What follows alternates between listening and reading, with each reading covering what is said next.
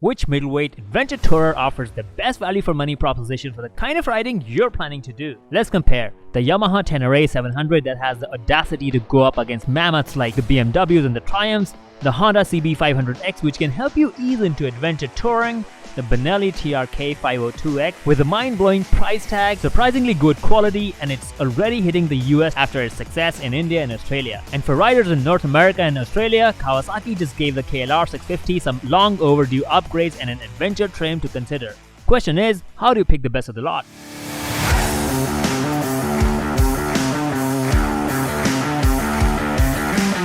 I could have added the V-Strom 650 XT and the Versys 650 to the list, but I already covered those in my sports touring comparison video last week. For adventure touring, these 4 bikes fit in a certain price range and have an adventure touring stance. I will compare how they stack up on on-road capability, off-road capability, ease of use for different kind of riders, equipment, and of course, prices in the US, UK, India, and Australia where most of my videos are watched. But first, let's run a quick beauty pageant. Rally fans seem to like the Yamaha Tenere 700 more because of its Dakar rally style stance. Benelli has found its fans because it looks like a big adventure bike even though it costs a fraction of those. Honda CB500X wants to be a baby Africa twin, and the KLR650 Adventure, well, let's just say it personifies function over form. In fact, for adventure touring, looks are probably the least important criteria, at least in my mind. The exhaust upgrades are mostly to help with weight reduction, but who am I kidding? Let's roll the exhaust notes.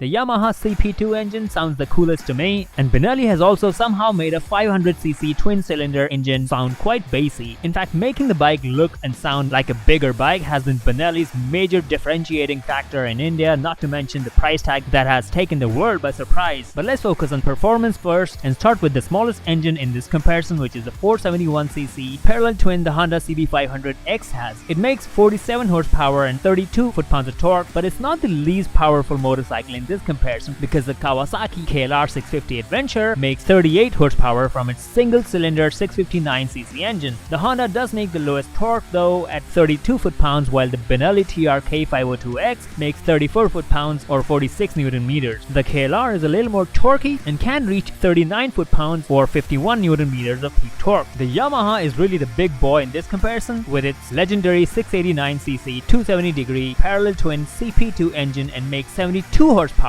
and 50 foot-pounds of torque. All bikes have 6-speed manual transmission except the KLR, which is still rocking only 5 gears. It's easy to get swayed by the power figures, but there's a lot more to deciding which bike works the best for you. The weight is an important aspect to think about, especially if you're starting into adventure riding or even if you've been riding bigger bikes but now want something lighter and more manageable. The Honda is the lightest with its 197 kgs curb weight for 2021 and 199 kgs for the 2022 model, which is Euro 5 compliant. The Benelli TRK 502X weighs a whopping 235 kgs or 518 pounds and has been criticized for the weight in some reviews, but they seem to be missing an important point, just like the ones criticizing the KLR650 Adventure, which weighs 487 pounds compared to the Yamaha Tenere 700 that weighs 452 pounds.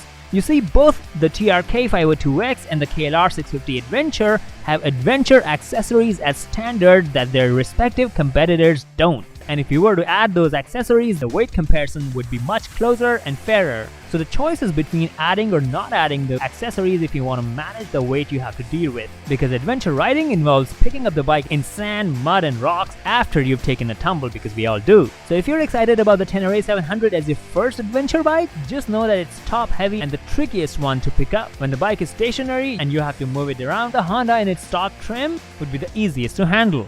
And since adventure bikes need to go over things and going fast off-road requires a standing up stance, they tend to have a higher ground clearance and taller seat height. The Honda has the lowest ground clearance at 7 inches and a reasonable seat height at 32.8 inches, which makes it a good beginner adventure tourer. The ability to reach ground easily would give you a lot of confidence. Off-road is where the KLR shines, with 8.3 inches of ground clearance and 34.3 inches of seat height to roll over a lot more with ease, being a dual-purpose motorcycle rigged to be an adventure tourer. The Benelli surprisingly has a higher ground clearance than the KLR at 8.6 inches and yet manages a seat height of 33 inches. Although the seat is a bit wider, so most riders below 5'8" would be tiptoeing on that. But it is a decent job in terms of ease of use for newer or intermediate riders. But when going fast and standing up, the low seat height and wide tank could make it difficult to grab the bike between the legs for taller riders. I watched some videos of reviewers taking the Benelli to a grass field with firm ground and claiming it's got great off-road capability. I just want you to know that if that's your idea of off-roading, you will be fine. Just don't expect it to be the same when you take it into slippery mud, snow, sand or rock, because that's a whole different ballgame. The Yamaha Tenere 700 is top of the heap when you want to go fast off-road, with a 9.4 inches ground clearance and 34.4 inches seat height and a narrow tank to grab while you're running over the dunes. The Tenere 700 suspension is also the most superior in this group, with KYB 43mm USD forks with adjustability and 8.3 inches of travel in front and 7.9 inches of travel in the rear. The rear KYB shock also gets a remote preload adjuster. The KLR suspension is a close second with 7.9 and 7.3 inches of travel respectively. It is not as great quality as the Yamaha, so it does tend to bottom out when you're pushing it harder.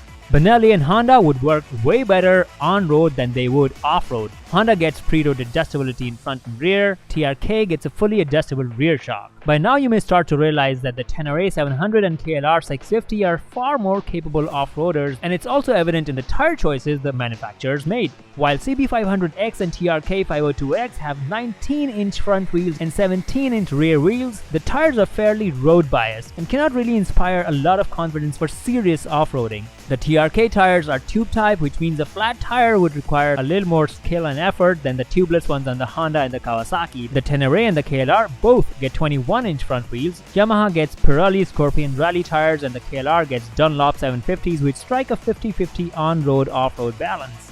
Tenere tires are also tube type, resulting in the same predicament as the TRK. The Honda is often criticized for having alloy wheels even though it's called an adventure tourer, but all these bikes have varying degrees of touring and off-road capabilities. The CB and the TRK are closer to the touring side of things, and the Tenere and the KLR on the off-road side of things. Though Tenere 700 is pretty good on street as well, the KLR not so much. It's criticized for low braking power even on the updated 2022 model. The Tenere on the other hand has Brembos in front and rear, which give it the best braking power in the group. All bikes have ABS options, but only the Tenere and the TRK have switchable ABS, in case you're in the mood to back it in, you know. For on-road use though, the touring capability is where the Honda and the TRK shine.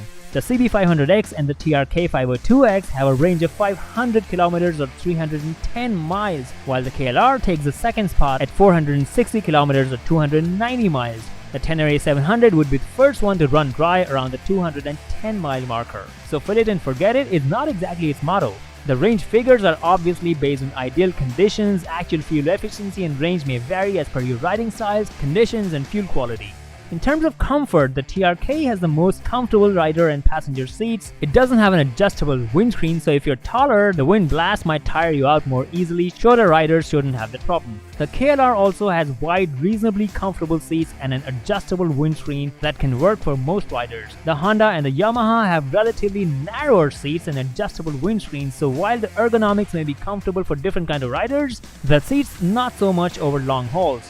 Another characteristic that impacts how easily the rider feels tired are the vibrations. The KLR, being a single-cylinder motorcycle pushing out 38 horses through a 5-speed transmission, would be the first one to get buzzy around the 60 mph mark. The TRK would be the next one 5 miles per hour later.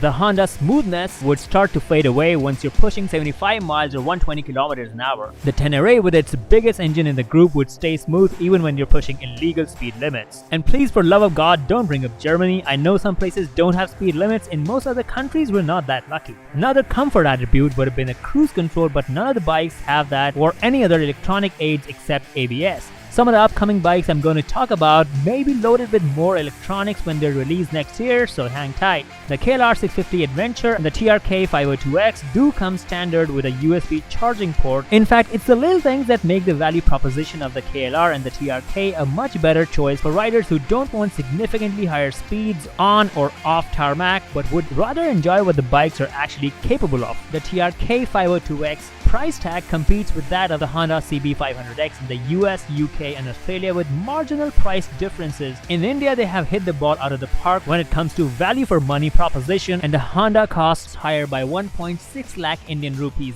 That's $2,100 US. Are you kidding me, Honda? Is how most riders are reacting to that. No wonder the TRK 502X is a runaway success in India. It looks like a Ducati Multistrada, can manage road legal speeds, comes standard with a ton of adventure accessories which would cost additional money if you had to get those for the Honda. The Honda value proposition may be a little more attractive in Western countries where the price difference from the TRK is marginal and the perception of Honda's reliability is well established over decades, as opposed to Benelli, which is still not a very well-known name around here. It's also lighter and lower in stock trim, so it could be more inviting to new riders to the sport, which in my opinion is a good thing. The more riders we can get to join the community, the better. And speaking of community, the KLR650 is the most special motorcycle in this entire comparison because even though it's not the fastest or the most handsome bike, KLR is all about having fun for cheap with a community of happy-go-lucky riders. Its previous generation did have some mechanical misgivings like the almost mandatory need for the doohickey mod or the tendency for the engine oil to run dry. The 2022 model is fuel injected and only time would tell if those issues got addressed. Nevertheless, the KLR650 just gives another meaning to the word adventure. It's unfortunate that it's not available in Europe or India. My Indian audience, you could think of it as the Rajdoot of the modern times. Take it anywhere, break it, fix it for cheap, and get back to smiling away for miles and miles. The Yamaha Tenere 700 as of now is the most superior and expensive motorcycle in this comparison, but it is definitely the most capable on and off-road at a fun and fast pace. When it was originally launched, it came as a shockingly good value proposition, which dared to compete with much bigger, more expensive bikes in terms of adventure touring capability. And this is where I segue into upcoming bikes which would start giving some serious competition to the Yamaha. Aprilia Tuareg 660 may be the first one. Launching in 2022, it's estimated to have dimensions closer to the Tenere 700, but it would differentiate itself from the Yamaha with a bigger fuel tank, full TFT display, ride-by-wire, 4 riding modes, independently switchable ABS, engine braking control, and tubeless tires on spoked wheels. The challenges for Aprilia to overcome would be the price tag and somewhat negative perception about reliability, since it's a brand new bike and may take some time before the niggles are ironed out. Honda is also expected to bring back the Transalp, potentially using a retuned version of the CB500X engine. A lot is not known about it yet, but speculation suggests that Honda could be trying to get on the middleweight adventure riding trend sometime in near future. We will know more when they showcase new models at EICMA in Italy this November.